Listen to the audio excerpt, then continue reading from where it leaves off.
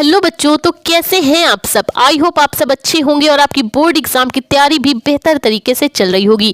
तो आज के इस वीडियो में हम देखने वाले हैं मोस्ट इंपॉर्टेंट जो कि हर साल ज्यादातर बोर्ड एग्जाम में पूछा जाता है। कौन सा है वो पद्यांश, तो पद्यांश पढ़िए।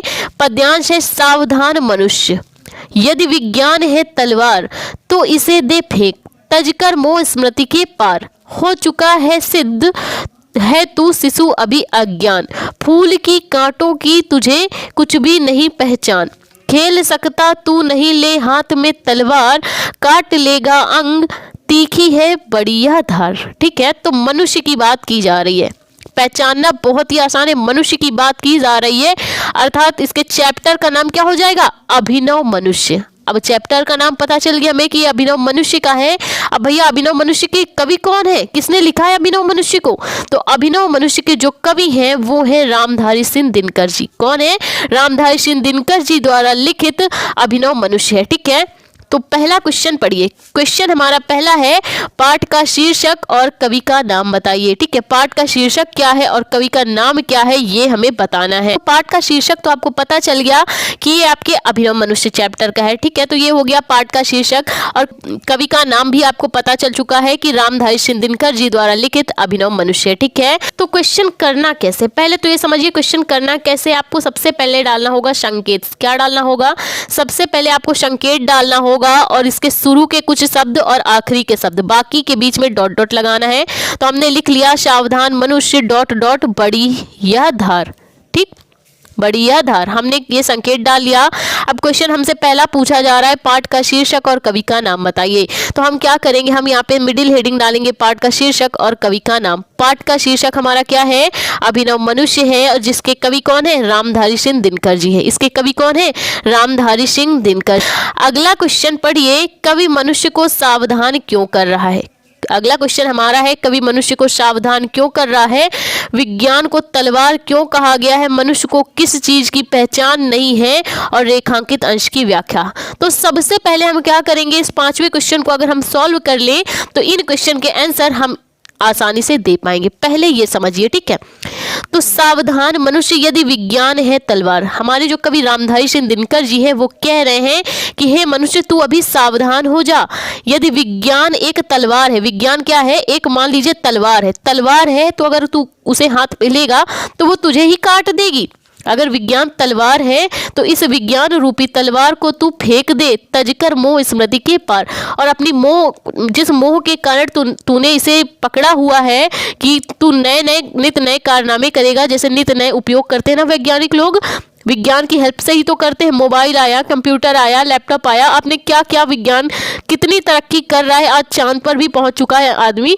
ठीक है, तो वही कहा जा रहा है, यदि विज्ञान है तलवार तो तू इसे फेंक दे, तजकर मोह स्मृति, बिना किसी मोह और स्मृति के वश में किए हुए तो इस विज्ञान रूपी तलवार को तू फेंक दे, हो चुका है सिद्ध, और तूने जो ये नए नए आविष्कार किए हैं इसके जो दुष्परिणाम है, यानी जैसे एटम बम था ना, एटम बम से क्या हुआ, काफ़ी जगह एटम बम से, जैसे गुजरात के कड़ा में ही है कि लोग वहाँ अपंग पैदा होते हैं, तो वही कहा जा रहा है कि तू अभी शिशु अज्ञान है, ये तो सिद्ध हो चुका है। जैसे अबोध बालक होता है शिशु, छोटा बच्चा, वो अज्ञान होता है, अज्ञानी हो चुका है, वैसे ही मनुष्य तू अभी अज्ञान है, शिशु के समान अज्ञान है, तुझे विज्ञान के फायदे और नुकसान के बारे में नहीं पता है, फूल कांटों की तुझे कुछ भी नहीं पहचान। फूल कांटे यानी कि तुझे विज्ञान के हानिकारक और लाभदायक चीजों के बारे में अभी तुझे नहीं पता है, तुझे परख नहीं है, खेल सकता तू नहीं हाथ में ले यह तलवार, ले तलवार। ठीक है, तू अब भाई ये तुझे जब विज्ञान के लाभदायक और हानिकारक रूपों के बारे में पता ही नहीं है तो तू क्यों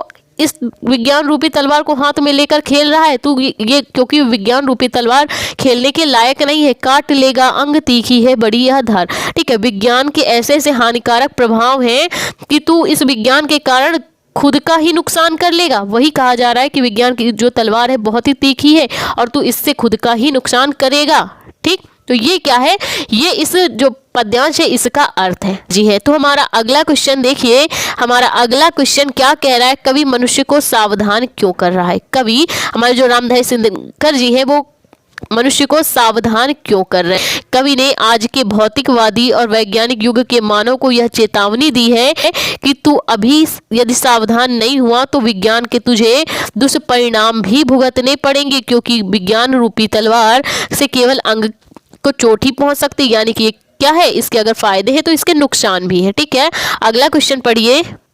हमारा अगला क्वेश्चन है, विज्ञान को तलवार क्यों कहा गया। विज्ञान को तलवार हमारे कवि रामधारी सिंह दिनकर जी ने क्यों कहा है, तो देख सकते हैं आप, कवि ने विज्ञान की तलवार को मनमानी क्रीड़ा का माध्यम बना लेना स्वयं का नुकसान करना है। आज का मनुष्य क्या करता है, विज्ञान रूपी तलवार से नित्य नए आविष्कार करता है, उसको अपने मनमाने ढंग से विज्ञान का प्रयोग करता है और नए नए उपयोग करता है। तो वही कहा जा रहा है, कवि यही कह रहे हैं कि विज्ञान की तलवार को आज के मनुष्य ने मनमानी क्रीड़ा का माध्यम बना लिया है, जिससे वो क्या कर रहा है, स्वयं का ही नुकसान करेगा। अगला क्वेश्चन पढ़िए, मनुष्य को किस चीज की पहचान नहीं है। आज के मनुष्य को किस चीज की पहचान नहीं है। ठीक है, तो आंसर देखिए, आज के मनुष्य को विज्ञान के लाभदायक और हानिकारक प्रभावों का ज्ञान नहीं। आज का जो मानव है उसको विज्ञान के हानिकारक और लाभदायक प्रभावों का जरा सा भी ज्ञान नहीं है। ठीक है, अगला क्वेश्चन है, रेखांकित अंश की व्याख्या। तो कैसे कर पाएंगे आप रेखांकित अंश की व्याख्या, वो चलिए देख लेते हैं।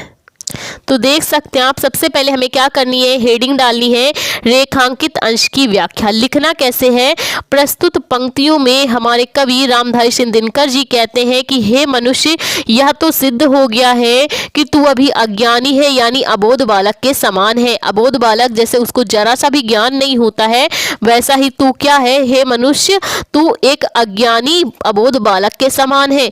तुम अपने हाथों ही अपना सर्वनाश करने पर क्यों तुले हो। हे मनुष्य, तुम अपने ही हाथों अपना सर्वनाश करने पर क्यों तुले हुए हो। तुम्हें विज्ञान के फूलों और कांटों का, अर्थात विज्ञान के लाभदायक और हानिकारक प्रभावों का जरा सा भी ज्ञान नहीं है।